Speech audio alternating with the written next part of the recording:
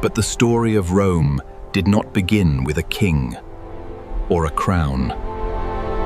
It began in a land of forests, rivers, and scattered tribes fighting simply to survive. Long before the name Rome was ever spoken, small tribes lived scattered across this untamed land. The rivers gave them life. Every sunrise began with work, every sunset ended with gratitude, because tomorrow was never guaranteed. No child grew up expecting peace. From the moment they could stand, they were taught to fight. The forests hid predators. The mountains hid enemies. Survival wasn't a choice, it was the only way of life. Across this rugged land, dozens of tribes lived in constant rivalry. Every hill belonged to someone. Peace rarely lasted.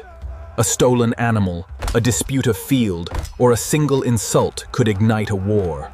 But beyond the northern hills lived another civilization, richer, stronger, and far more advanced. Latins watched, and they learned. Roads, metalworking, engineering, ideas that would one day help shape Rome itself. South of the Etruscan cities, the Tiber River flowed in silence. It had no idea that history was about to change forever. According to an ancient Roman legend, everything began with two abandoned infants, drifting silently down the Tiber River. Legend says the twins had been condemned to die. The soldiers obeyed their orders, but fate had other plans.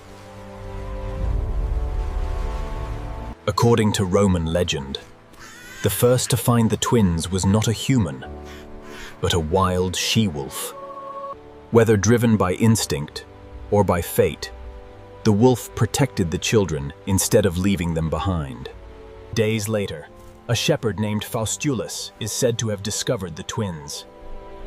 The legend would inspire generations of Romans, even though historians still debate how much of it is true.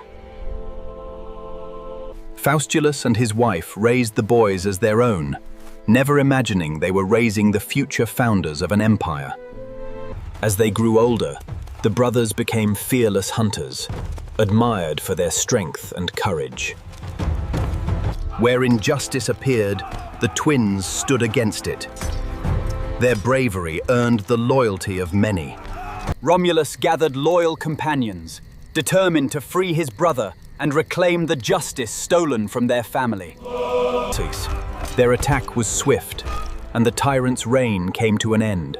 With justice restored, the brothers could have claimed the throne. On the banks of the river Tiber, where their lives had once been saved, the brothers made a decision that would change history forever.